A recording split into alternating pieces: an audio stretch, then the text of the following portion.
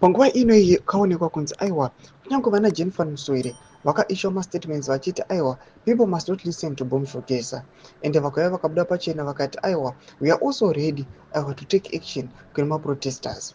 Panguva ino toona kuti pamainterviews nemaresponses ari kubva nemacitizens, people they are now ready. Mukatarisa maloyalist ageneral, mukatarisa maloyalist aiwa aBomb Shogesa, they are geared to start the protest ari kuitwa musi 31 March. Sana pena mashoko ari kuonekwa kunzi aiwa there are some figures who are very serious vachiti these protests are going to fail.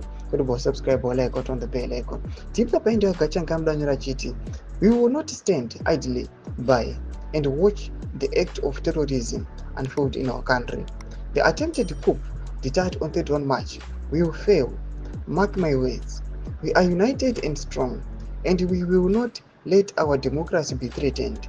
It is time for us to come together and show our resilience in the face of the adversity.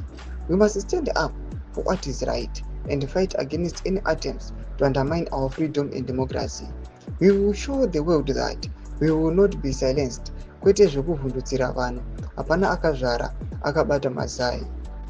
Anouya panguva ini otega achida hashtag 2030 ndeya Emerson and term extension for ED. Tinoona kuti aiwa this is a pure supporter aiwa weZANU-PF ari kuadvocate for the term extension yemutungamiri wenyika. Ari kuuya achiti aiwa isusu yes muri kuplana the demos and demonstrations, but isusu also we want to come against you, tichikustopai kuti murege kuita zvamunoda kuita. Mashoko atiri kuona kuti panapa patova neewo, panapa tiri kuona kuti yatova hondo iyi. Suppose upo ana Bomb Shogesa nemasupporters ageneral and the like nevamwe vezamiro vanani vari kuonekwa pasocial media vachitaura mashoko kuti aiwa we want to kuratidzira musi wa 31. Mana tiri kuonawo vana Gachangiwo vari kuti aiwa isusu we are going to rise up and stop vanhu vanoda kukanganisa freedom yedu, which means patova ne2 sides which are clashing.